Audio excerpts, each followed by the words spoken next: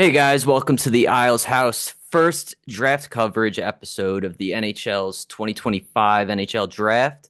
Many more to come now that the Islanders have won the draft lottery and will be selecting first overall. So we'll mainly be talking about our top three prospects today: Matthew Schaefer, Michael Misa, and James Higgins. We're glad to be joined today by the prospect Don. Don, if you want, you can take the mic, tell them where you're from, how to follow you, and everything. Yeah, what's up, guys? I am the Prospect Don. I'm on X and YouTube, just at the Prospect Don. I interview prospects. I've interviewed Matthew Schaefer, who we'll probably be talking about a lot today. So just check those out if you guys love prospects as much as I do. Yep. Thanks for coming on with us, Don. I like to call you the godfather of prospects. You got all the videos going on Twitter, you got the YouTube channel. You're just killing it all around. You're landing interviews left and right. It's a beautiful thing, and we really, really appreciate you coming on with us today. Yeah, Yeah, absolutely. thanks. Thank you so much for having me on. I love that you guys won the number one pick because I got a ton of Islanders fans DMing me about Matthew Schaefer and or some of the other prospects, but I think that it's great that you guys won. 3.5% chance, so that was kind of crazy. Yeah, first Islander fan DMing you right here, I think. I pretty much hit you up right away after that and was like, hey, like, what do you think of Schaefer? What do you think of this guy? And Yeah. we're pretty much going to jump into the top three. So, Tyler, you want to start us off? Yeah, so our top three in order is one, Matthew Schaefer, two, Michael Misa, and three, James Higgins. And it's funny because a month ago, me and Rocco made a list and we had Misa as first and then Matthew Schaefer at second, but we kind of flip flopped on that now that they got the first pick. So, I think that's a really good list. I think that's consensus, especially for the Islanders. I don't think Martone is even in the discussion for top three for the Islanders specifically. But I think Matthew Schaefer overall is the consensus number one pick. I think 10 scouts out of 10 consensus ranked him number one, I think like 2 months out of the draft lottery. So I think that a lot of people think Matthew Schaefer is going to be the number one pick. I mean, if you saw him at the World Juniors, he played 1.5 games before he broke his collarbone, which was an unfortunate injury, but it's not going to affect him long term. And Michael Misa didn't even get an invite to the camp. And it wasn't on Michael Misa, but it just kind of shows Matthew Schaefer was the best player on the ice for Canada that tournament in those 1.5 games. So there's definitely a teardrop for Michael Misa, in my opinion, just based on you can get an elite defensive top pairing player on your team for 10 to 15 years. Michael Misa did have some liability issues that aren't really being talked about anymore, even though they were being talked about mid-season when he was ranked fourth overall. And then he just jumped up because he had an incredible season in the OHL, rightfully so. He was on par with Patrick Kane and John Tavares in the OHL, but those two those two guys are definitely the top two, and then James Higgins is third. He's a far third, but there's reasons why the Islanders could draft him, and it's because of Cole Eiserman. And as well as him being the hometown player, right? I mean, he's from That's Hauppauge, New why too. Yeah.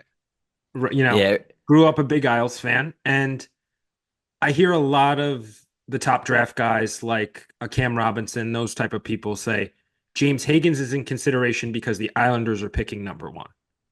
And they feel, say you're Chicago Blackhawks, if they were picking number one, it wouldn't even be a question. Now, to me, with the people saying that, that's sort of the exact reason you should go Schaefer or Misa number one, because they're clearly the top two talents, in my opinion. And I think you'd agree, Don. I completely agree. Yeah, for So sure. I think just from a value perspective, it should be Schaefer or Misa. And then if you dive a bit deeper, if I'm drafting today, which is what's the date?12th, I think. May 12th, 11th. Oh, May it's the 11th. 11th, Yeah. I would be picking Matthew Schaefer number one overall for the New York Islanders. And I think it's just because he has this superstar talent. Mhm. He jumps off the screen. I love Misa. I love Higgins, but there's something different about Schaefer.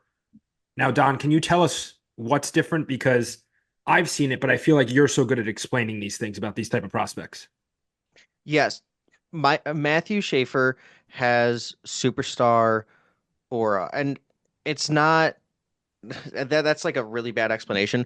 But Matthew Schaefer has the confidence for a number one pick, where he thinks his player comp for himself is Kale McCarr. I mean, when you have that kind of player comp for yourself, you know that you are an elite player, a superstar waiting to happen. He in the interviews that I got to the clips that I sent you, a lot of them were about his personality, about his hardships, what he's had to deal with. And then we were talking about his injury, but it wasn't even about his injury. It was just about like this isn't a big deal. I'm in such a great position in my life where everybody else would want to be in this position, so I shouldn't even be sad. And it's one of those players that he is going to be a great locker room guy. He's going to be a great leader. He's 7 months younger than Porter Martone. He almost was a 2026 draft eligible by I think 9 days. So when a guy is this good already, especially on that Team Canada team that I was talking about previously, and he's so much younger than everybody else, I think that he just pops off the page and then his personality comes into play. James Haggins has an incredible personality too. You saw him in those Cole Iserman clips when he's interviewing him or they're laughing and joking around, which are great clips. I mean, it's awesome. This class is a lot of personality, but Matthew Schaefer, he's a superstar waiting to happen. Like I think he has an extremely high floor. Like his high floor is like Morgan Riley with better defensively. Like it's high. So when you have that elite potential and then that leadership to you, it's something special. Like everyone I've talked to said he's a special kid too. Like I've DM'd players like prospects that other prospects that have played with him, like Malcolm Spence is his like really good friend. Um, I've talked to players that he's trained with in the off season and like the dads of those players, and then just like try to get as much info as possible. And everyone has said he's a special talent. Like he's a special kid. So you guys are getting an incredible player if you take Matthew Schaefer and also Michael Misa. It's a great problem to have in this draft. Yeah. I got is it cool, Rocco, if I go? Go ahead, Ty. Go. Just one quick question. How would you say Matthew Schaefer is? Like, how good is he compared to recent top prospects like Darlene, Luke Hughes, those type of guys? I I was a big Luke Hughes guy, but I'm not gonna lie, like Matthew Schaefer is a level above because of his defense. Like in the OHL last year, his offense was the question mark, and then this year it was one of his best traits. He wanted to prove to everybody, and especially the scouts out there, that he was an offensive player. So I think he'd probably be the number one defense, maybe number two to Power just because of how much hype he had, but I would actually pick Schaefer over Power. I wasn't really that high on Power. I know he was extremely big. Darlene is also one, but the thing is, Matthew Schaefer has been the number one pick for a very long time. Um, I know everyone said it was James Haggins, but they're even in circles when he was ranked fifth on a lot of public forums or scouting places. He was first in a lot of people's mock drafts, especially the scouts that I've talked to. So he might not have the hype out of the gates of this year, but he definitely would probably be one or two of the last 10. He's definitely better than Artem Levshinov. He would have been the number one defenseman off the board probably last year. So, and that was an extremely good defensive class. I'm Now, loving everything you're saying right now. I'm eating this. it's a beautiful thing. But quick question. He was the number one overall pick in the OHL when he was drafted, correct? Yeah, uh, I believe so. Yeah, so this isn't something that's new to him. He's not like, I feel like he's getting labeled as this riser because, as you said, Higgins was the number one on most people's lists going into the year. But it's not like some kid that soared up from late first round pick to number one overall. This is a kid that has been hyped and has had the pressure and has handled a lot of these things that have gone on in his life. And one of my favorite parts of his interview with you was when you were talking about his injury, the broken collarbone. I believe that was at WJC, right? Yep. And he just said, I just take it as a bump in the road and it's a tough moment and I'm going to overcome it. And especially for defensemen, I feel like that's so important because that one bad turnover or that one bad play, or maybe your gap control is a little off, coming back the next play and doing the smart thing. Like this kid has a good head on his shoulders And aside from all the traits you just named on the ice, off the ice, he just seems Yeah. like a near perfect prospect. Yeah. He was he rose from like fifth to first. It was not a big jump, like you said. And these were in the summer rankings. Some people had him at four. I mean, if you look at Craig Button's rankings, he has like Cam Schmidt at eight. Like some people have him at 27. This is a weird class to evaluate prospects, especially the rankings. Everybody's divided. I could go on and on about all the prospects, like Brady Martin, sometimes seven and sometimes 16. Like Matthew Schaefer being four or five in some people's rankings, which is just an opinion because of a lot of scouts, if they were ranking him four or five in the summer or November rankings, it was because of his offensive game in the OHL last year. They didn't believe in it. And then I think he beat out his point totals in like eight games or like nine. I don't know what it was, but he didn't play very many games and he already had more goals and more assists than the previous year. And he played a lot more games. I think it was like 23 points. I'm not really sure. I haven't looked in a long time. But he solidified himself definitely as a top three pick very, very quickly for me, definitely in summer scouting. And then I think other people definitely were had caught on at that point too. Like I was not the first person to have him like top three, but James Haggins was just such a good prospect at the time. He had 37 points in 37 NCAA games, which is pretty good, but it wasn't like spectacular playing with the line mates that he had. So, I mean, he should have had more points if we're being honest, but Michael Misa just came out of nowhere in the OHL too. So, if you are the consensus number one pick when somebody like Michael Misa had exceptional status and beat so many different OHL records, you have to be good. And Matthew Schaefer is good. I think everyone keeps saying it's a top four draft, but I think it's definitely a top two draft. Like the Blackhawks definitely did not get lucky getting the third pick. It is two people. The like it would save us so much if you guys took Haggins. Like I would pay so much money for the Islanders to take Haggins just so we could get Misa. Well, what's the trade offer, bud? Depends. I I would trade like the Toronto, probably the Panthers 2026 first that we got in the Seth Jones trade, which made no sense why they did that, and um, third and 2026 first, and probably like a second somewhere, and maybe like a Wyatt Kaiser, one of our defensive prospects, and then you guys jump down to three and just take James Hagen. So you get all of those assets plus the guy that you could have taken. Yeah, Like yeah. I mean, something like that does sound attractive when you like write it down on a piece of paper. it's My not going to thing, happen.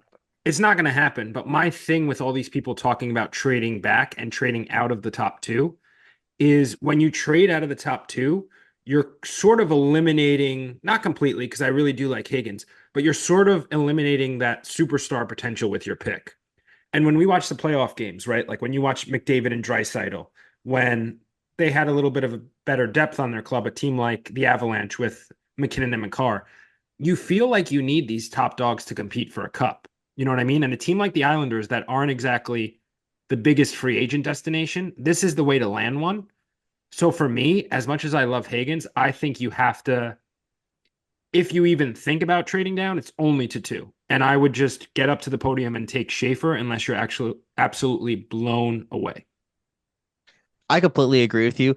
In no way, shape, or form should the Islanders ever trade to three because you need, like I said, it's a top two class, Schaefer or Misa. But on the flip side of what you said, it's all about other teams having this depth, and the Blackhawks have the most prospect depth out of any team in the NHL, and they need that elite superstar. If there is somebody that's going to overpay so much to try to get one of the top two players, which probably isn't going to be Matthew Schaefer, then it like to try to get Misa, I guess it would be the Blackhawks just because of how much depth that they have. I keep saying Utah, but like say Utah trades up to the Islanders and they go to four. Like I don't know what Utah would give up. Like they would have to give up Yeah. like a Logan Cooley-esque type of player right now, plus that fourth overall pick plus. I mean, at that point, Utah should just keep building. So I don't think the Islanders are ever going to trade out, but I think that it's interesting that there's even a conversation towards Haggins right now because there shouldn't be. He shouldn't even be in the top three. Just based on the teams that were drafted or that had it. Like if say the Islanders picked third overall, they would probably take Haggins over Right. Martone. It's a different conversation, but since they're at one, it shouldn't even be a conversation. I get it, but it shouldn't be a conversation. Right. And we joke about this in our group chat and on our Discord. If James Higgins is from Massachusetts, this isn't even a question. Yeah. It's just one of those things. But Ty, do we want to move on to the next player? Yeah, sure. We could move on to Misa. Don, what do you got for us on Misa? Michael Misa, he can skate like the wind, definitely has the size, can play left wing or center. I don't think that the Islanders are going to pick him, but if they do, just surprise the entire NHL draft world.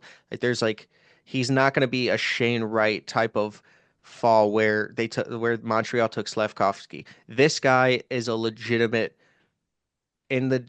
conversation to go number one. I think it's probably like 75-25, but maybe 70-30.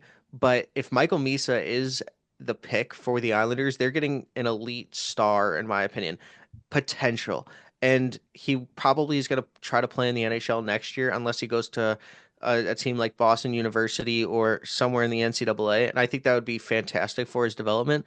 But if the Islanders want to sell as many tickets as possible and have him develop in the NHL, I think it would be a really good pick. I don't know if Matthew Schaefer would leave the Erie Otters to go to the NHL. I just don't think that it would be like I don't think that would be his plan. He is super young, so I think they don't want to have a Kevin Korchinski type of like scenario. So I think Michael Misa has the better chance at going to the NHL, and if they prioritize that over long-term Schaefer, they could take Michael Misa. Like I said, he skates like the wind. He's incredible playmaker. His vision is awesome. Edge work is incredible. He has a really good shot. I think that you have to be a play driver if you are going to break Kane and Tavares's OHL numbers. Hmm. He was always the number one pick. I mean, exceptional status 2 years out. But then James Haggins was last year, and then he had an incredible year this year. I remember when Luke Misa came out, and a lot of fan bases wanted him because Michael Misa was going to be the number one pick then. And he went in the fifth round to the Calgary Flames, and he's having a good season.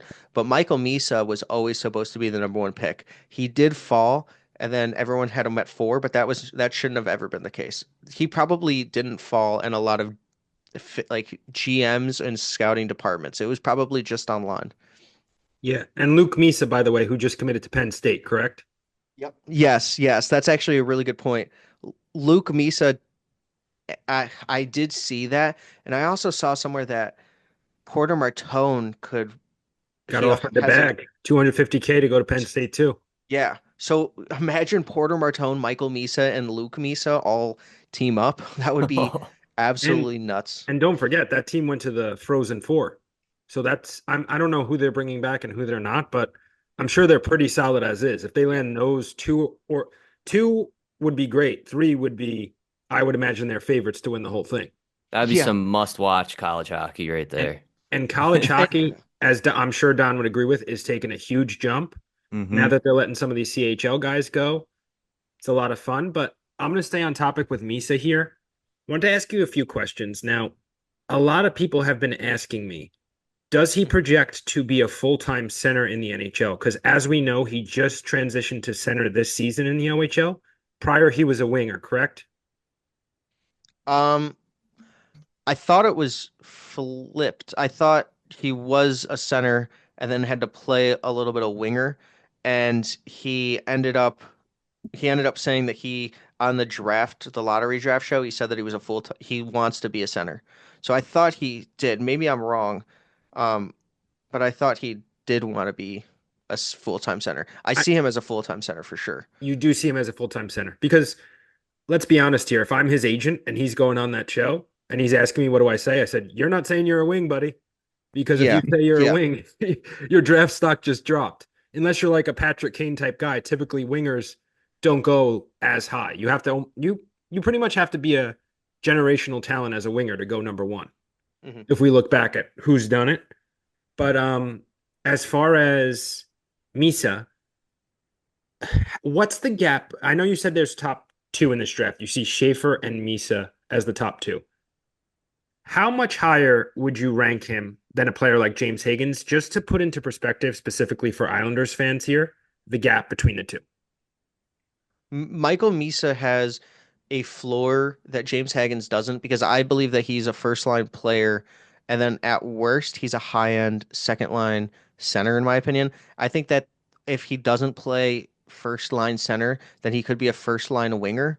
So say what I mean by that is imagine like Jonathan Tays, Patrick Kane, and that would have been what Michael Misa and Connor Bedard would have been on the first line. So in the playoffs, we've seen that with a lot of Chicago shows. They always said like Michael Misa is offensive Jonathan Tays, where he does it all. He can be the player that helps ignite Connor Bedard. He would play center probably in the playoffs if need be. Maybe not in the regular season. They would probably keep him at 2C, but if they wanted to play him with Bedard, he would be the winger, the left winger, just because Bedard wants to be the center, even though in reality he wouldn't take a lot of the defensive zone faceoffs or important faceoffs with like 4 minutes left in the game. He's not going to do that. I think Misa is kind of like a shooting guard, small forward. If we're talking about basketball, it's the ability of him be able to play multiple positions. It's not like Travis Hunter, where your wide receiver corner, he is going to be able to play both at a high level, but it's just pick or choose. If it's based on who his line mates are. If you're with the Islanders, I think you might actually be the number one center on your team in 2 years, in my opinion. I'm a big like I think I'm a big Misa as a center guy, but I could totally see him being a 2C, but I wouldn't see him as being a second line winger. I just wouldn't see that. So do you almost see it as, I'm not comparing these two players to the two I'm about to say, but sort of like a Sid Malkin type thing that when first period, second period, they're both 1C and Malkin's 2C. And then when it's hero time and trying to tie the game or win the game, you just pair both of them together and go for it type thing. Yeah. I I also see it as Connor McDavid and Leon Draisaitl. Like Yeah. when you have those two on the ice and they're fully developed, there's nothing you could do. And in the playoffs, you can play those guys, and it scares the entire defense and it scares the entire team. Those fan bases, when those two are on the ice together, they are like shivering. And they don't really have the depth to be able to do that. But a team like the Islanders, where you have Richie as a top six player, um, in my opinion, like Danny Nelson has a lot of size, but they have a lot of good players that are coming in, so they have the depth. They didn't think they were going to get the number one pick. They are not a number one pick team. It's like the Bears with Caleb Williams when we got him. Like we were not a number one pick organization. We just lucked into it. You guys Right. lucked into it. So getting Michael Misa on your team, you have a piece or a weapon that you can just deploy anywhere. I do believe that if the Islanders got him, I think he would play in the NHL. I don't know if he would go to Penn State or with his brother. It would be really interesting to see if he did. I know that his agent and him have said that they are working towards going to play in the NHL. So I think that would be really good. It's all based on what the other team wants. Now, do you think Misa is the most NHL? And this is not a knock on Schaefer, but as far as all the prospects in this draft, do you see Misa as the most NHL ready at this very moment? I think I do. It would be if it wasn't Misa, it would be like a Anton Frondell or Victor Eklund because they're playing in the SHL and they look good, Hmm. but it's not anyone that's in the top four, and they wouldn't be very great players. Michael Misa would be a very great player going into the NHL right now, and Matthew Schaefer could, but he has played like very little games, so that injury really hurt him just Now, based on the NHL readiness. no, absolutely. Now, I've seen some people say as well that this could be one of the rare NHL drafts where none of the players are in the NHL next year. Do you see that as a possibility? I did before I actually tweeted this, but then I got a lot of DMs saying that, and I deleted it. I mean, they said Michael Miso was probably going to play in the NHL next year. And it was just based on team because of how good his season was. There's no reason for him to play in the OHL the next season. I mean, he could go to the NCAA and they have offers on the table, but there's no reason for him to play in the OHL again. So it would be NHL or OHL. I mean, NCAA. Right. And I was thinking as well, perhaps with a team like the Sharks, who are loaded with young talent up front, maybe if Misa falls into their laps because the Islanders take Schaefer at number one, we could see him go to the NCAA because they might look at it as we don't really have room or too much room in our top six right now. So we'd rather him simmer for 1 year and then bring him up the following year. It's actually funny because I feel that's one of the few teams at the top that may want Misa to hold off a year. That actually is a really good point. Yeah, because they're not going to want to split up to Foley, Will Smith, and Macklin Celebrini. I mean, William Eklund is great. I they probably they could use him at a 2C if they really wanted to, but that would be a really rare case of. I mean, the Sharks need anybody they can get, and if they sign a premium free agent, they probably don't have the room. I think that is a really good point. The Sharks would probably want him to go to the NCAA. Penn State's not a bad option at all, or wherever he went. Yeah, and the other thing I always think about too with a team like the Sharks, strictly from a business perspective, maybe you want to separate the ELCs a little bit, right? Where you don't have like Celebrini being 1 year ahead of Misa, and I believe maybe Eklund's 1 year ahead of them, or maybe they're the same, or whatever that is. But you kind of want to spread it out a little bit if you can. Now, that's not the be all end all, but if they're 50-50 on it, that might be something they look at as, you know what, let's hold off on Misa. Let's gap it a little bit between when we're going to need to pay Celebrini and pay Misa if he pops in the NHL, because we're probably not winning next year. I feel the same way about your Hawks, to be honest, Don. The Sharks and the Hawks, I feel, should go out and overpay some vets because they have these young players that are so talented that now need to learn how to win. Mhm. So if you're not a can't miss guy for the Sharks and Hawks this year, I kind of wonder if they're just going to bring you straight up or they're going to be throwing money at vets that maybe aren't top six players, but they want to play in their top six. They want to be a second pair defenseman. Like, how do you feel on the Hawks and Sharks? Because I feel that's the type of thing they should be adding this offseason.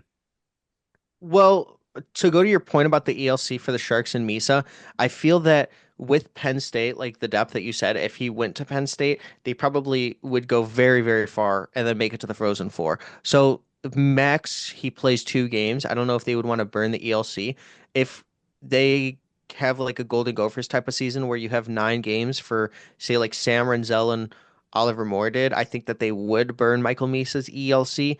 And teams have wanted to start doing that because the cap is continuing to rise, and then the players are not as valuable as they would be. So teams like the Blackhawks have started to bring like in their players early so that their ELCs expire earlier so that they can actually sign them for cheaper deals.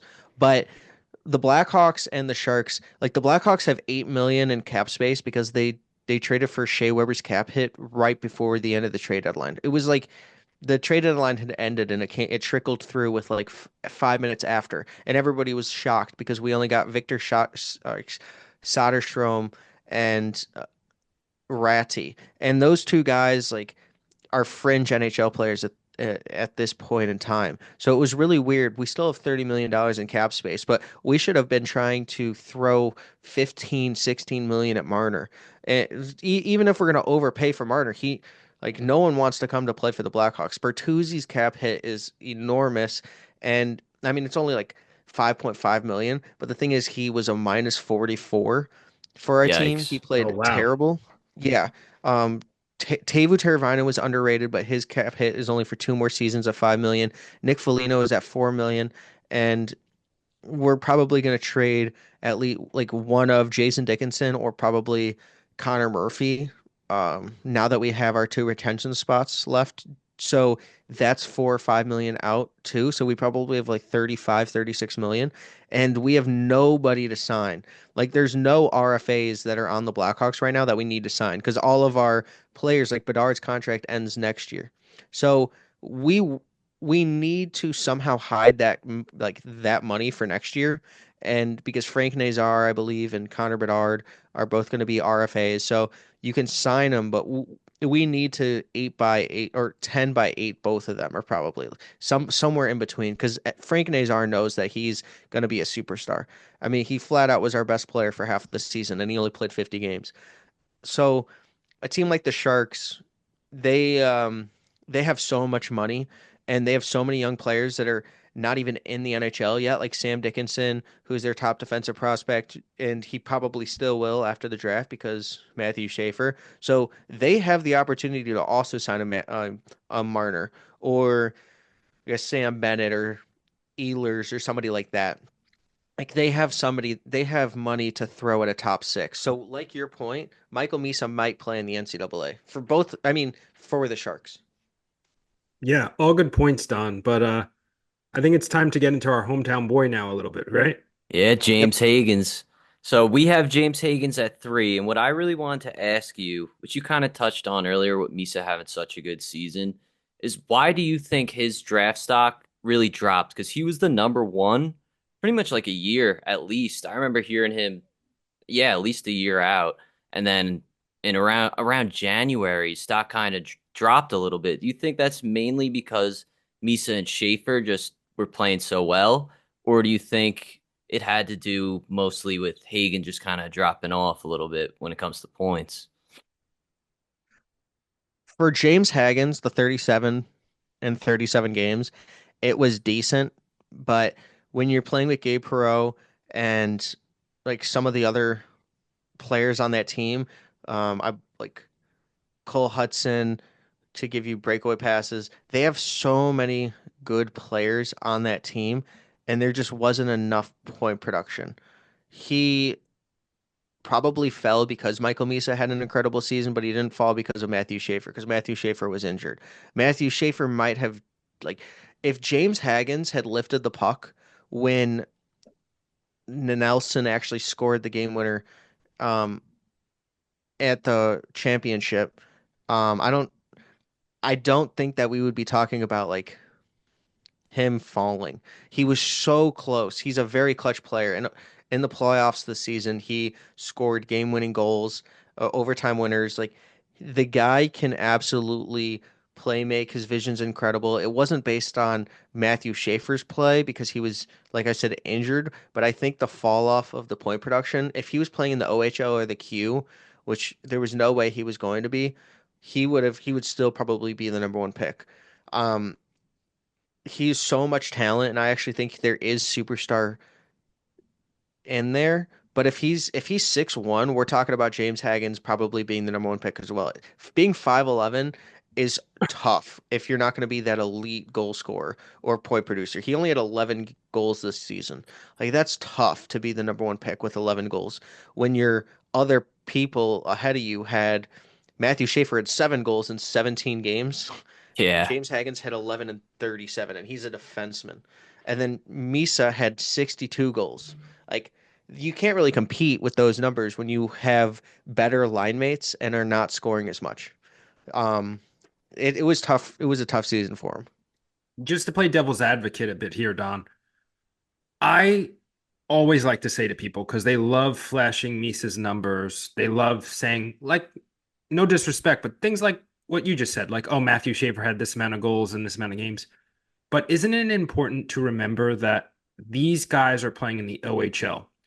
And on certain nights, guys like Misa, guys like Schaefer, they're up against 16-year-olds that have no business being on the ice with them. So they do have some of these nights where they can compile 5, 6 points because the competition is lacking, versus a player like James Hagens, who's playing in the NCAA, playing against grown men, quite honestly, bigger bodies, little harder to find space on the ice, guys who are sometimes up to 23, 24, 25 years old because they do prep school prior to becoming a freshman in college.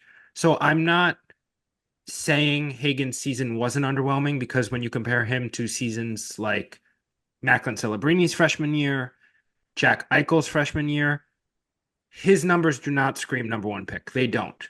But I do like to defend him at times because I feel like he gets a raw deal in regards to people saying his numbers, his numbers, his numbers, his numbers. Because, yes, Michael Misa could have put up more numbers in the NCAA this year, but we didn't see it. He did in the OHL. And yes, he broke records. But again, I've spoken to some people that say Misa, as great as he is, sometimes in the big games and against the best teams, he's not the same player. So to me, that sort of rings a bell saying, as much as we think he's ready for the NHL, there's going to be struggles there too. Because Yeah, if for he has sure. a game where he's lining up for a faceoff and there's Jacob Slavin on the other side, I assume he's going to struggle as an 18-year-old. So I think that's one of the most intriguing things about the NHL draft as a whole, and I think you'd agree, Don, is that the different leagues and comparing and contrasting, as you said before, Anton Frondel, Victor Eklund, these guys play in European leagues. We have guys playing in Canadian juniors. We have guys playing in the NCAA, and I think that's where it makes this job so tough because we might look back in 3 years and be like, okay, Michael Misa scored 60 goals in the OHL, but then they found a flaw in his game. And when bigger defensemen go into the corner with him, he can't win a puck. Or something with James Higgins, as good as he was, maybe his line mates made him. Or Schaefer, maybe at the next level it doesn't always come around. So all these guys typically have flaws once they get to the league, as you know, like even top guys, especially as a defenseman, Darlene, Power, Luke Hughes, the defensemen don't pop right away. So that's one thing I'm a little worried about with Schaefer, especially if they bring him up right away. But back to Higgins, I think calling it a tough year for him is a little unfair. Would you agree? Yeah, you made great points. Like the fact that Porter Martone and Michael Misa might go to the NCAA to make their next jump should tell you everything you know. What I meant about the tough year for James Haggins wasn't that he had a top 3 year and top 4 year, probably not a number one overall pick year, I agree. because Michael Misa had a tough year in the OHL the year before. And what I mean by that is, like, he was supposed to be the number one pick, and then he had a terrible, like, not a terrible season. He had a below what people thought year, so he fell to 4 or 5. And then Matthew Schaefer had a better than expected year offensively in the OHL while maintaining his defensive prowess, so he jumped both James Haggins, Michael Misa, and Martone. And Martone could have stayed on the consistent path with Michael Misa. However, he played like 10 minutes a night for like 3 games at the World Juniors, and it kind of disrupted his hot streak because he was on a hot streak. So he also had a kind of down second half was people had him at like top 3, and now people could say that he might go like 6. I don't agree with that at all, but it's just like James Haggins was playing with a bona fide Gabe Perreault who was NHL ready. So like people were calling him a steal at 27 for the Rangers or 23 for the Rangers, and I completely agree. I wanted Gabe Perreault. I know that his dad was on the Hawks development staff, and we still didn't take him. And I was like concerned about that. We took Oliver Moore because of his speed, but that's just like something else. Like he was playing with actually really good players. So James Haggins was forced to be a passer. So his goal numbers are not going to be as well or as high as they should if he's playing with a playmaker. And there were other play drivers on his team. The thing with James Haggins is that he just didn't have a better season than Michael Misa, but also Michael Misa could alt to go to the NCAA, like I said with Martone. Like that's a big jump. Michael Misa is not going to have a Celebrini-esque year because Celebrini played at and like in the NCAA, which to your point is harder. It's basically like Bedard played so well when we called him generational. He was playing in the WHL. Celebrini wasn't getting as much hype as Bedard because like nobody could honestly, but he might have had a better season.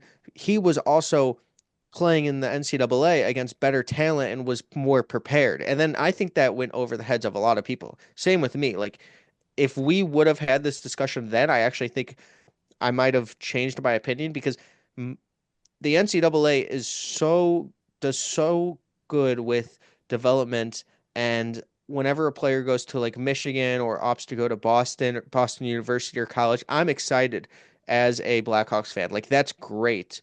So that's a really good point you make. Every single point you made, I was like that is a really good one. So that was great. I come to bat for my hometown guy, Don. I have That was awesome. to. But quickly before we move on to the next thing we're going to ask you, can you just give us a player comp for those three players we just discussed? Matthew Schaefer, Michael Misa, and James Higgins. Not that you necessarily think they're going to turn into these players, but stylistically, who would you compare them to? So Matthew Schaefer, I would put, like I said, his floor would be a Morgan Riley, better defensively. Um, I saw Drew Doughty, but he's not as physical, and that really makes no sense. I think it would be somewhere in between those two players because he's not as physical. So it's kind of tough. Like he said, Kale McCarr, he would be like a light version of Kale McCarr, or kind of like a less Pac-Man style of Quinn Hughes, where it's joystick. It's like Quinn Hughes is a joystick. I feel like he's remote control Quinn Hughes. Like he's gonna quarterback the power play. He's probably gonna get 55, 60 points some years. He is he's gonna use his speed to get breakaways as well as defend at a high level. Peak, like he's gonna be on the power play and penalty kill, play 20, 25 like minutes a night when you really need him to, and he's a playoff player. He's also going to be For playing with Dobson as well, most likely. yes, Yeah, So, that could I be our keeps. McCart. Go ahead. Not that they're either player will be as good, but you could mhm. sort of compare it to a McCart Taves type thing if they want to go that route. The only reason I didn't bring it up earlier is because I've been hearing like they could trade him, which makes no Yeah. sense to me. Yeah. I It's a mean, there's possibility, rumors, but but that's yeah. a whole nother conversation. But Yeah. I know I discussed it with you, Don. I almost see Schaefer as I don't know the right way to say this, but perhaps like a more North American Heiskanen. And what I mean by that is hmm just a bit more physicality. Not that Heiskanen won't touch anybody, but just maybe a bit more jam version of Heiskanen. That smoothness, that when I see Schaefer, he's a very, very good skater, but he's not a horse like McCarr. As you said, he's kind of not like a Pac-Man like Hughes because you got to understand too. He's a much bigger frame than a guy like Hughes. He's much taller. I see him as the more almost deceptive speed where he just gets by you and suddenly you turn around and you say, how did that happen? It's his stride. He's got a really good stride. He's a big guy. And another thing I wanted to ask you on his defensive game. We've been getting a lot of questions in the Discord and a lot of questions off of videos that people like you post where it's these coast to coast plays, these big time passes, this nice shot. How is his defensive game? Because we don't see a lot of highlights of that. I would watch last year's tape because the question marks last year was, is this guy good enough offensively? Which I think is Oh wow. hilarious because that's all he worked on. In my interview that I actually sent you that clip, he was like, last year I proved that I was great defensively. This year I wanted to prove that I was great offensively. I wanted to silence all the doubters on there. He is very good and sound defensively. This guy is going to he's not Nicholas Hjalmarsson where he's going to block all the shots and get in front, but he learned from his brother who was a shot blocker. And in my full interview he talked about it. When I asked him about his Mount Rushmore, he actually only named one person. I don't think he knew what Mount Rushmore was. Like I didn't explain it to him. So after that interview, These young I guys, tell man. everybody four. Yeah. Um, it shows he has more potential to grow. But um, he said his brother taught him how to block shots and get in position. I think like how to understand shooting lanes and not get in front of his goalie. So he is a very bright defenseman too. So I think that he's just the all-around two-way defenseman that you guys are just so lucky that you have the ability to take him or Misa. Like the Sharks and the Blackhawks fans were staying up all night, like for 4 or 5 months, hoping that we won the lottery. So I think that it's just either one is an incredible case. If you take James Haggins, it makes everybody else happy though. All right, Except so Islander fans. well, Yeah, we wouldn't be upset. I mean, some. you know what's funny, Don, is going into the draft lottery, Tyler and I included on this. If you would have told us we somehow walk out of that draft with James Higgins, Oh yeah. every single Islander fan would have taken it. And now all of a sudden we've gotten cocky. We got number Yeah. one. We're like, nah, we can't do Higgins. We can't do Higgins. We're But doing Schaefer. But if that's the way we it goes. Better lucky than good sometimes, right? if we do want to draft Higgins, I'm fine with it, but you got to trade down. Yeah, I agree. Value wise, you can't go number one, but I still, that top two, Yeah, yeah, it's we got too to good to stay there. pass Just up. value Yeah. wise. I know things like down the road, we might look at it differently, but right now, you got to stay in that top two. And in my opinion, again, go Schaefer. But Hmm. Don, Misa, who do you see him as? Okay, this will be a quicker one. I think a less leadership because Jonathan Tays was Captain Serious, but and that's a huge part of his game, but more offensive, more play driving, I guess, better skater Jonathan Tays, where you're not going to really get as much defense because Jonathan Tays was a very good Selke 200-foot type of player, but he's Selke light. So it's going to be more of like you're going to have a really good defensive two-way center or winger that is going to be able to center your forwards for a very long time. And if not, he's going to be placed on the wing and he's going to score 30, 40 goals in a season. One, I mean, 30 a lot probably, but 40 in a season, maybe even like even more than that. So just if he focuses based on scoring, because people have been saying that he does have some defensive liabilities, so he's not like fully Taze. But if like a lot of Blackhawks fans said it was like Kane and Taze with um, Bedard and Misa. Misa. So I think that's a pretty easy one. Now, on our rankings, we actually comped him to Braden Point. What do you think of that one? Well, Brandon Point's a really good player. I think that he might be he is I think that he's a better overall player than Braden Point based on his upside. But if you get a Braden Point as his floor, or even like not his floor, just like a 75% of Michael Misa, I think that's incredible. Like Braden Point is a star. So like he's not like a superstar, but he's a star. And he's going to be a great playoff player. Braden Coots, actually, who I interviewed, he said Braden Point was his comp. And I love it for him too because of the leadership and the way he works. He's like a fourth line mentality with a first line or top six skill set. And I think that Misa just has more skill, like raw skill. Wow.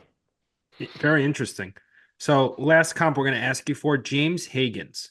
Who do you see him as at the NHL level? I see James Haggins as like a Frank Nazar, and I'm Haven't really heard high that on one. Frank That's a good Nazar. one. Yeah, That's funny I'm because the really high. Islanders, I mean, Chicago used the Islanders pick They to get basically, yeah, Nazar, right? Yeah, it Right? was the Yeah. Romanov trade to Montreal, and then I believe Montreal flipped it to Chicago, and then Chicago Kirby used Doc. Yep. Kirby Doc. That's right, and Yep. then Montreal, and then Chicago used it on Nazar. Correct?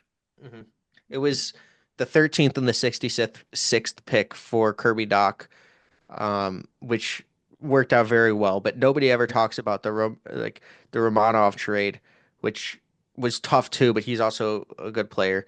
Um, Frank Nazar, in my opinion, it would be the all-star version of Frank Nazar. And I think that if you watched Frank Nazar this year, you could see how special his speed was, how great a playmaker was. He had zero help. He had to be the play driver when he obviously wasn't ready to be. And when him and Bedard were playing together, it was so special. It was not reminiscent of like Kane and Panarin, like in those two great years of my life, but it was close. Like it was like baby Mario version. So on our rankings, we had him comp to Logan Cooley. Okay, yeah, yeah. That's really good because Logan Cooley was the number one prospect for a long time in the NHL, but Cam Robinson actually still had Frank Nazar over Logan Cooley. Oh So wow. in elite prospects, they were really high on him.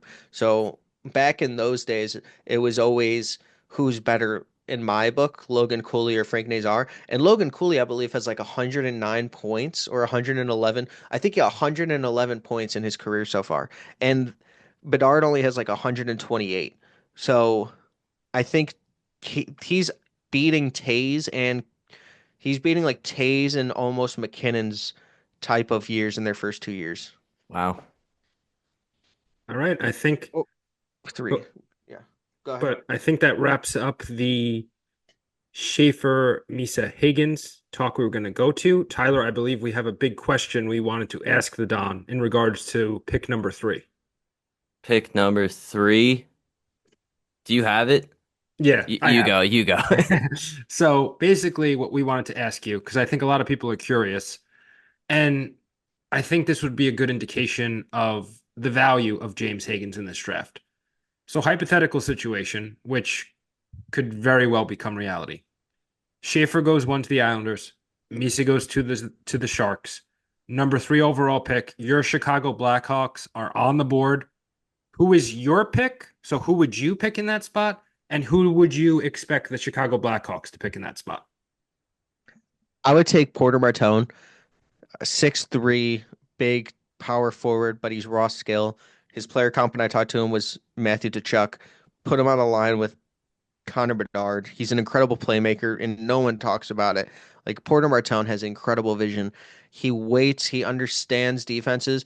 He has an incredible shot too, really good snapshot and wrist shot. I mean, or slap shot and wrist shot. If you ever seen him in transition, it's kind of tough to watch. But the thing is, like, he's going to be working with power skating skill coaches. His first couple strides are tough to get off, but once he's not a slow skater by any means. So it's just his power skating.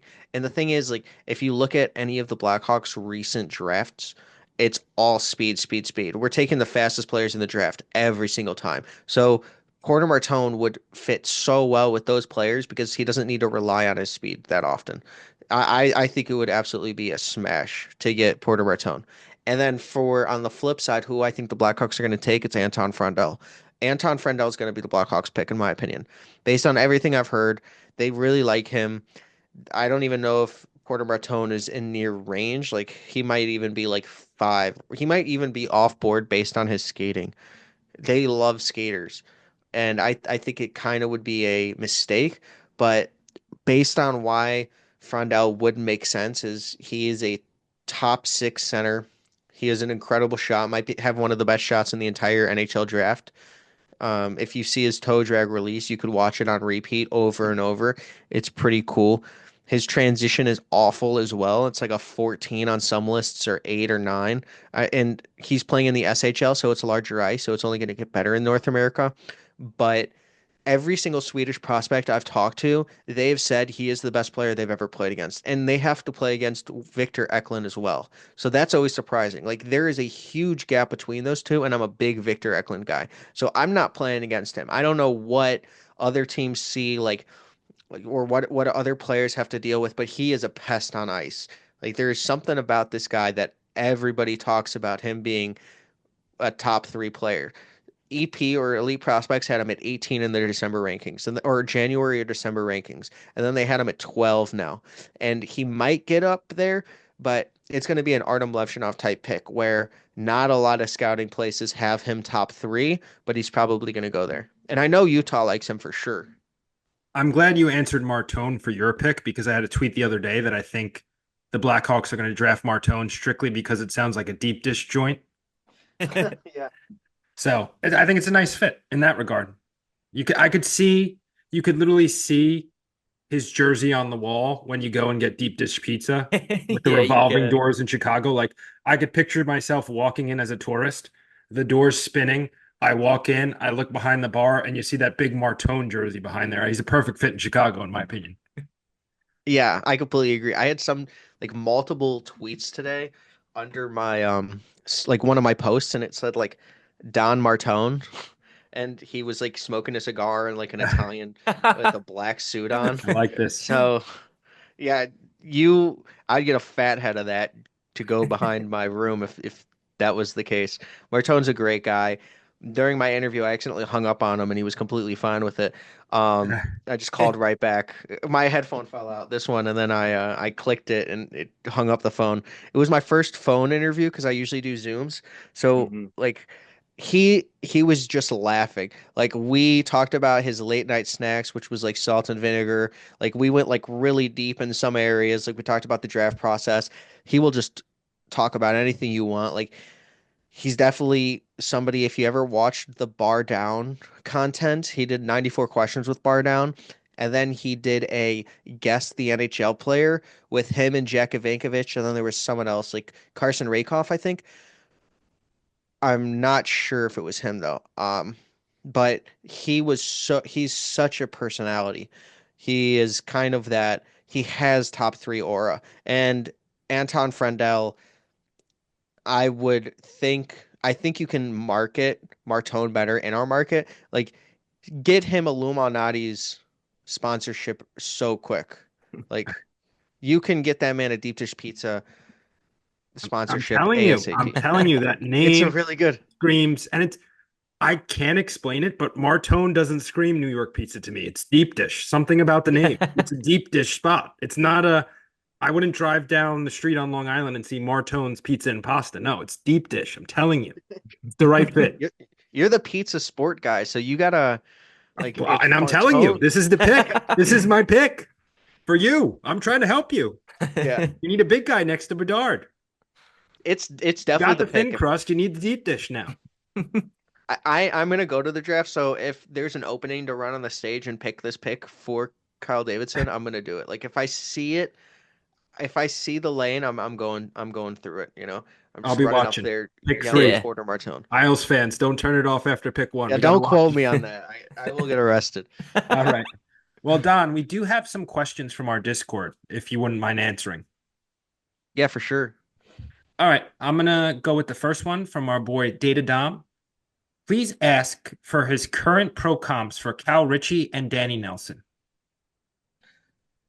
So I'll start with Richie. I think Richie's going to be a top six player. And if you have Michael Misa, I think that would kind of be a perfect fit. He tore it up with the Generals. Like I cannot believe you guys got him for um I don't know how Half many. season of Brock Nelson and like no playoff production. Yeah, it was a good Yeah. deal. Yeah. And a 26 first, don't forget. I don't actually know, but does Brock Nelson have any more term on the contract or was it just No, for two free months? Nope. agent. Yeah, Free agent, what? and That rumor doesn't has even it make he's not sense. staying over there. Yep. Yeah. So they traded like Miko Rantanen for like less because like Callum Ritchie is definitely better than what they received. That's an I don't understand what they did there. They were going That for it. whole trade deadline Yeah, was crazy. exactly. They took like two steps back while also they were like, well, we screwed up. So for Danny Nelson, um, some scouts actually have him as a hybrid of Anders Lee and Brock Nelson, Oh, Wow. which I wow. think is kind of funny. Because he went to So Notre Dame and his name is Nelson. yeah, I think so. I think that's I feel like exactly that it. that might be a little lazy on their end. I don't know. Yeah. Yeah. He has the physicality he plays with. He has good offensive potential. Um, I think that Danny Nelson's going to be the clone of Brock Nelson, just his last name. But then I think he should take the same number just so that fans don't have to buy different jerseys. I think that would be really good for them. But I think Colin Ritchie's going to be like a Anze Kopitar light, where it's not going to be Anze Kopitar, but when you took a guy in the late first round, even though he should have been higher, I had him in Shell for so long, and he he was a very good player for me. But in my dynasty mode, like I feel that he's like a light version of Anze Kopitar. He's not going to give you kind of that. Um, he's not going to give you the leadership or anything. He doesn't have to, but it's just like the play style, very high hockey IQ. He's going to be two-way, um, top six, maybe first lines if you're going to be with Misa, you can alternate them. I think he can be both a forward or a center. Um, he's definitely skilled. He has good vision. Um, I think that it was an absolute steal when the Islanders got him for that trade. Oh Like yeah. We were so hyped when that happened. Yeah. I I think you got a better player than Brock Nelson in him in 2 years. Like within 2 years, you have a better And a player first round pick. Just and a first round pick. Yeah. So the potential Islanders, third too, right? Or is that not anymore? No, that was if they won the cup. Yeah, okay, so no. So But that's still. out. I think it's But still, yeah. I think I think it's funnier to have them lose in the first round the way they did by Mikko Rantanen, and then you get the third round Yeah. pick. Unbelievable. Yep. So in total, I believe the Avs traded out Mikko Rantanen, Cal Ritchie, and a first, and ended up getting back half a season of Nelson, Marty Necas, and Jack Drury. There might have been more Marty was good. picks going each way. No, Necas was good, Yeah. and a lot of people were saying Necas was just as good as Rantanen. And then you got into that playoff series, and you saw the real deal. And you saw Yeah. when you put all your chips in, who would you rather have? And Rantanen walked out of that building with a big FU Yep. because he looked amazing. And honestly, I'm happy for the guy because he wasn't happy in Carolina. And we're a podcast. We do not like the Hurricanes. So the Yeah. fact that this guy screwed over the Hurricanes, love him, love him. And then he goes out and does that against his former team. Like, you just got to kind of appreciate that payback. Do you think he's kicking himself for signing that deal already? Because he could probably get like 15 million. No, because he's in a tax-free state. So Yeah. I think he's Oh chilling. yeah, I think he's chilling that's right a now. good He's not point. in Chicago or New York, but he's relaxing. Yep. That's a really good point. I mean, Yes. Go he ahead, might be John. a top 8 player right now. I think so. And with that size, I mean, not that he uses it for physicality, but his reach and how hard he is to defend. That's the player you dream of landing in the draft, right? Yeah. But Don, we're going to move on to our next question. This is from our buddy K-Mac. If you had to rank the last 10 first overall picks, where would Schaefer rank? Presuming he's your number one guy, which he is. Who does he compare to? And what does he see as Schaefer's floor? Looking to see what he thinks Schaefer would be if he didn't rise to number one D-man in the league. Is he a power play quarterback but not good defensively? What is he if he is a bust? So basically, what is he if he hits his floor? I know there was So a couple I'm parts, A but lot of questions there. yeah, a I'm lot gonna of start with questions the in one from floor. K-Mac, but a very good Yeah, overall. great question. Yeah, in I'm depth. gonna start with his floor is Morgan Riley with better defense. And the reason I keep saying that is because people forgot how good Morgan Riley is, and that's just I'm staying consistent. Like he has more physicality than Morgan Riley. It's more like I don't think that this guy is gonna be ever a third pair defenseman. And if he is, that means he's a bust. Like he's gonna be in the NHL. And I'm not saying that he's a bust if he's third pair, but you draft a guy number one overall ahead of the other forwards in this class because you think he's going to be a top pair and at worst top four, but you're quarterbacking the power play. Um, he has a high floor in my opinion. So I think his did he ask for the upside? I can go to the question, but I forgot that you sent it to me. I think that his floor would definitely be that. And then to rank first, the 10 first overall I know picks. it's a lot, but let's just maybe we could go the last five. Who was I mean, it? he Let's say it's answered. Schaefer, Celebrini, Bedard. Who are the two before that? I'm trying to do it off the top of my head. Is Slavkovsky one? Slavkovsky was in 2022. 2023 was Bedard. 2021 was Lafreniere, maybe. Okay, so 2020 so was Jack Hughes. let's just do Laugh, Slavkovsky, Celebrini, Bedard, and Schaefer. How would you rank that top five? Well, Laf actually had a ton of hype coming out. I remember when everybody said that he could actually be La better than Jack Laugh was Hughes. 2020. He was own power in Okay, Laugh was 20. Oh, 2021. power. So we could do Oh, and power. We'll Yeah. do power. Okay. six. Power. So sorry, just to redo it. Laugh, Power, Slavkovsky, Bedard, Celebrini, and Mhm. Schaefer. Let's go with those six. I'd This is have post-COVID draft picks. Bedard and Celebrini would be over. Um, it So would be who Schaefer, and Schaefer then three? I was lower on Owen Power. I really was. 6'6" size is crazy, but Hmm. um, who was Laugh and and then Slavkovsky. Slavkovsky wasn't even supposed to be the number one pick. I like Shane Wright was, and then he did the famous stare down. So yeah, Schaefer would be three for sure. So That you would stare down was have wild. so you would have I'm assuming you'd go Bedard. You're a Chicago guy. Let's say you have Yeah. Bedard 1, Just based on the Celebrini hype 2, too. but just I based think off that hype. Yeah. So Bedard 1, Celebrini 2, Schaefer 3, and then you have Power, Slavkovsky, and Laugh. And would you put Misa? Let's say Misa does go first. Would you put him under all those guys, or that's a really good question. So based it would definitely be he would definitely be at least the highest would be four. But or the highest would be four, but Owen Power over Misa. I think it would kind of be close. Like for the Blackhawks, they would easily take Misa. For the Sharks, they could, based on the hype that he had, because a lot of they love 6'6" size. I think the Sharks probably would have taken Owen Power. Who the Islanders would have taken between Owen Power or Misa, that's a toss up. Um, they probably would take Owen Power just because imagine him and Dobson, they would be pretty good together. Well, the bottom But line of this that I'm getting, Don, is that whoever the Islanders select number 1 overall will be much better than Laugh.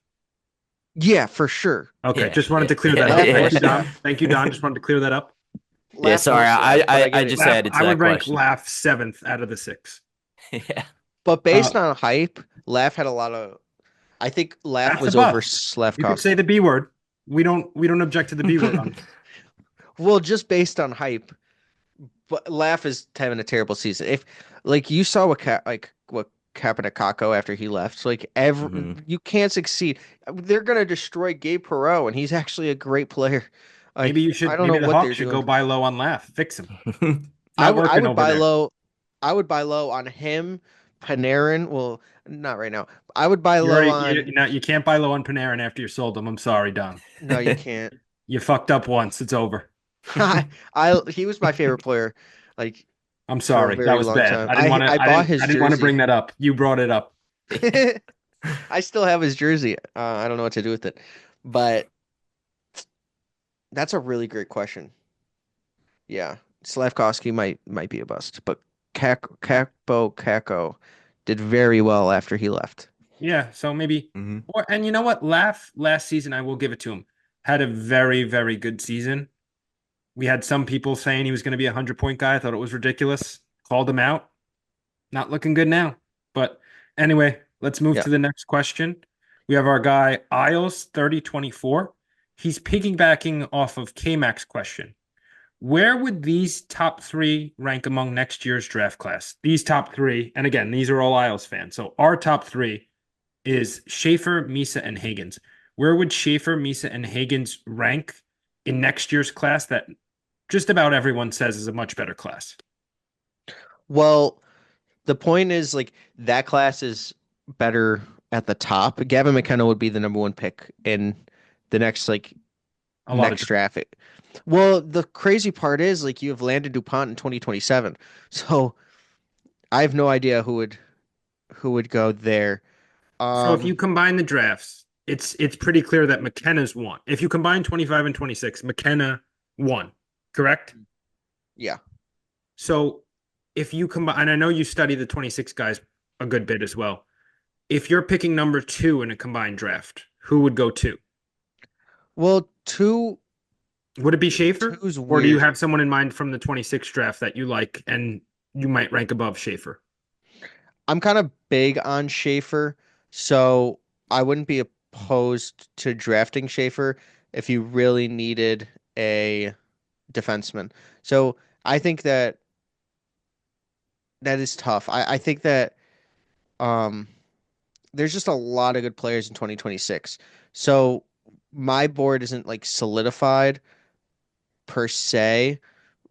Like it's just kind of like We're not going to hold you to it, Don. We're not going to clip it if you say some bust would go over Schaefer, I promise. Just who would you I think Schaefer would probably go too, in and my then opinion. 3 and then now let's go to number 3. Would you have Michael Misa or would you have someone in the 26 draft over Misa Well, since I don't think that there's like a clear cut number two pick right now. in I'm a 26 you're huge talking about, right? yeah, I'm a Yeah. huge like Stenberg fan. What I've Okay. heard about him in Sweden, I think that he's probably going to be the number two pick if we're looking right now. I know that some mocks might not have him there, but I'm really high on him. So I would probably have him. It would be him or Michael Misa, but it would kind of be a toss up. Since Michael Misa is actually a center, I'd probably go him. I would actually probably go him. So as of right now, you would go McKenna, And then Stenberg. Schaefer, Misa, and then Stenberg, right? hmm And now would Higgins slot in next, or do you have a number of people from 26 that you'd probably pick over Higgins in this scenario? Um, well, I would probably take Vigio Bajork. I like him better than Higgins.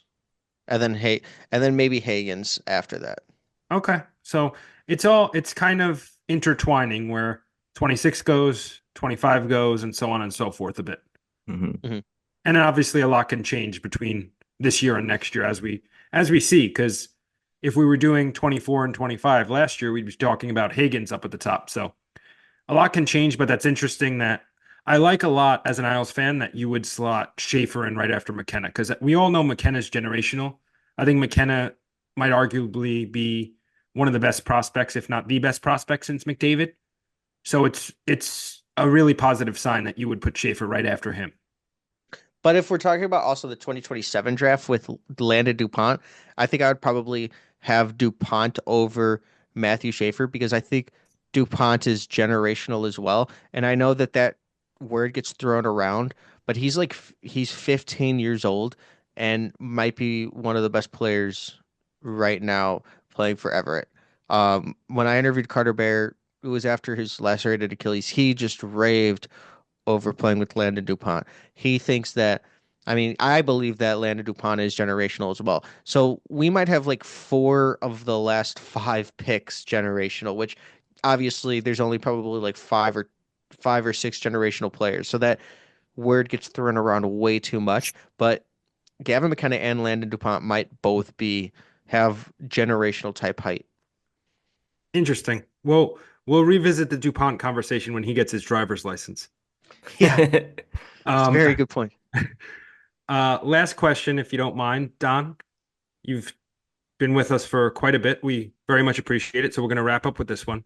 It's from our boy Zach Schwartz. In regards to Cole Eiserman, can you ask him how he feels about his two-way game? We know he has a lethal shot, but does it seem the concerns about his defensive 5-on-5 play are legit? Does he seem does he see him turning the corner there and becoming that top six winger with power play one status? I wanted Cole Eiserman to be drafted by the Blackhawks. I think that it was just like the fall. He should not have made it out of the top 14. Like he was the projected number two player for a long time in that class. So just like James Haggins falling all the way to 20. That trade you made with the Blackhawks last season was absolutely incredible. Like they gave us 18, you guys got 20 and like I think another second or something, He like moved up in two it was a months out. confusing trade, but we moved Yeah. up in the second, I think, as well, and got Yeah. an extra pick. It was really weird. I think you got 2 seconds and we moved up to the I 50th pick. Yeah, so I think it was you guys moved up two slots, and then you had 2 seconds, so you gave us those 2 seconds, and you took our second. So you Yeah. basically moved up two spots, and we got an extra second round pick out of it. I think we went from like 54 to 50. It Yeah, was such a weird something trade. minor. And then we traded 2 second round picks to get back in the first round. But um Cole Eiserman should not have dropped. He was one of the biggest fallers in that entire draft class, if not the biggest faller, other than Aaron Kuviharu. But I think Cole Eiserman, his offensive game is just so good. His goal scoring is like Patrick Laine-esque, where I don't believe that he's not going to play in the NHL in a top six role. You're going to need a defensive forward around him and surrounding him and great defensive players. But if you have Matthew Schaefer and Noah Dobson playing on that, like just playing in the lineup, I think that helps out Cole Eiserman more than getting a James Haggins, which you would probably put those two on a line together. And defensive, that's just a nightmare defensively for the Islanders, especially in the playoffs. Cole Eiserman is a better physical player than people give him credit for. He uses his body a lot better. He has that vision and he's strong. Once he continues to put on more mass, I think that his defensive game will get better. He, I think that the his deficiencies were not as I think they were overblown, just like Porter Martone's skating. Like sometimes people lock into these narratives during the draft, and it can like destroy what a perfect prospect profile could be. Not perfect, but like some prospect profile just because of like something someone sees on film. Like everybody was talking about Demidov and how his skating was bad last season. Like his skating is a strength, not a weakness. I don't think that Iserman has that poorly of defensive game. I think that he definitely needs to work on it. Like it's basically kind of like Nick Lardis, who he needs to fulfill that type of game or build it into his game. But when you score like that and you shoot like that, you can't teach that. He has strengths that you can't teach, but you can teach the defensive game. And He's got the heart too. Like he's a dog sometimes. he definitely is. And his best traits, especially his shooting and scoring touch, to me, it's an elite trait. Like the rate he scored at in the NCAA, you don't see that from many freshmen. And like you said about Matthew Schaefer, Iserman was very young for his draft class. I think he's similar in that he wasn't far away from being eligible for this draft. So a lot of times develop. And, another point Tyler made, he plays with a lot of jam. And I think when you're that type of player where you could throw the body a little bit and just be high energy, even if you're not the best in your own zone, it does help compensate that you can play with energy, try to create turnovers and do things like that. Where it's, I don't think the defensive game is going to ever fully come around to where he's a juggernaut and we're talking about this two-way monster. But I think the defensive side can become average and the rest of his game will go well beyond that. Yeah, like imagine if he's a slightly below average defender in the NHL, like that he could be a absolute monster. Just even below average. Like say he's average, like he has superstar traits in power play or 5-on-5 in his own zone. That shot, like his ability, his hockey IQ in the offensive zone, you just cannot teach. You get somebody that can play with that, and you get a coach that is going to, teach him at the highest level. Like the AHL probably get some games. He's going to learn there too.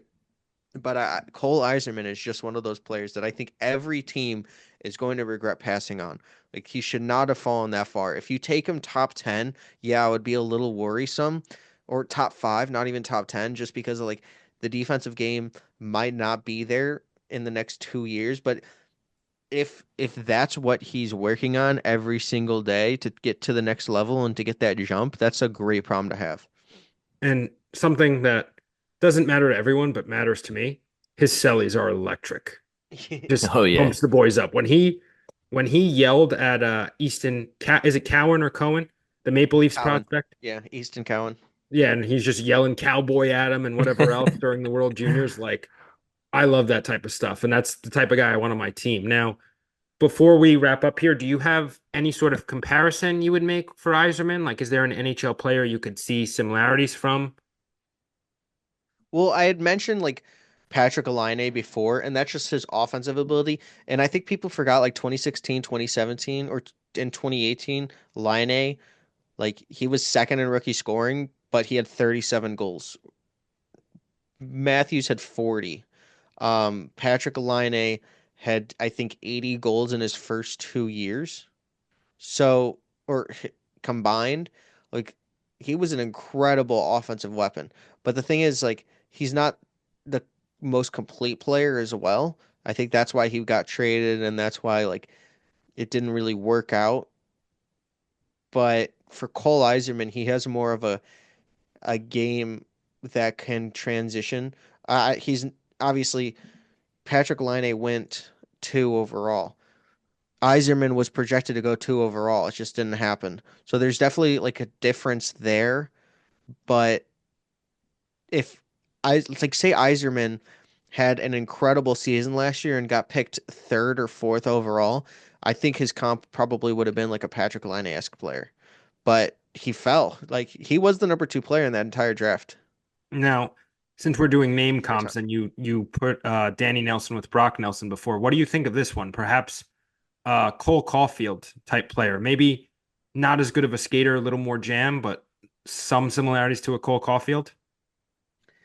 I think that the obvious size with Cole Caulfield, it's just like so much smaller than Yeah. joystick wise, but the offensive ability, his hockey IQ, and his vision on the offensive side of the ice, his just offensive awareness is like Cole Caulfield, Alex DeBrincat-esque. Yeah. And where I think he's going to shine at the NHL level, because what I've seen from viewing him at the NCAA level is finding the space without the puck. Like he's one of those guys that he just seems to find those soft areas and Yep. just he doesn't need much time to get it off. That's for sure. His release is, in my opinion, elite. He he knows exactly where his office is, just like Ovi. Like he will get into the right position, and if he needs to move, he will, but it's the subtle movements of his game. Like it's the subtleties that make him so dangerous in the offensive zone. Like when I watch him play, it's basically like he's playing hide and go seek with the defenders. Like they see him and then they don't, and he's just scoring a goal in the back of the net. You can't really teach that. It's like kind of like when Steph Curry is running around the entire court just to get open for a three. Not every player can do that. But why is Steph Curry the only one that does it? It's because like he's done it his entire life. There's just a difference. With Cole Iserman, he does it. Like that's why I wanted Cole Iserman so bad on the Blackhawks. You pair him up with a player like Connor Bedard or Frank Nazar, those kind of playmakers, like you're gonna have to like take some defensive players away from Connor Bedard when you have a Cole Iserman on the ice. And he's going to make his line better offensively. The actual best player in this entire draft to go with Cole Iserman is Caleb Desnoyers because he's the best defensive forward in the entire class, but he's also a playmaker. You need a player like Desnoyers. So if you had like two top 10 first round picks, Desnoyers and Matthew Schaefer would help both your defensive core or him defensively and put a defensive forward with playmaking ability on his line. Like there's a way you can help out Cole Iserman. There definitely is. No. And all great points, Don. And I think we're getting ready to wrap up here. I want to thank you. You gave us so much time. You absolutely killed it. Like I said, the Yeah, godfather of thanks. prospects. Excellent Thank job. you so much. Thank Yeah. you, man. We plan on having you again. So we're gonna wrap up here. We have Tyler. You could find him on Twitter at Bars Down. Myself, Rocco. You could find me on Twitter at Pizza Sports Guy. Tyler and I are both members of the Isles House podcast. You can find us on Spotify, Apple, and everywhere else you find podcasts. Don, let's wrap it up. Tell them where to find you. You can find me on Twitter or X at the Prospect Dawn or YouTube at the Prospect Dawn as well. I post some of my interviews there too, as well as Draft Pros Hockey, where I post my articles of my interviews as well. I'm the social media manager and editor or editorial manager over there too. So I'm going to be covering the draft and the combine. So it's just like an exciting time. Like this is my busy season. So there's just going to be a lot of articles and interviews coming out with probably some of your favorite prospects. So it's going to be a great time. All right, you heard him, guys. Give him a follow. Thanks again for coming on, and we're gonna wrap this up. So see you guys next time.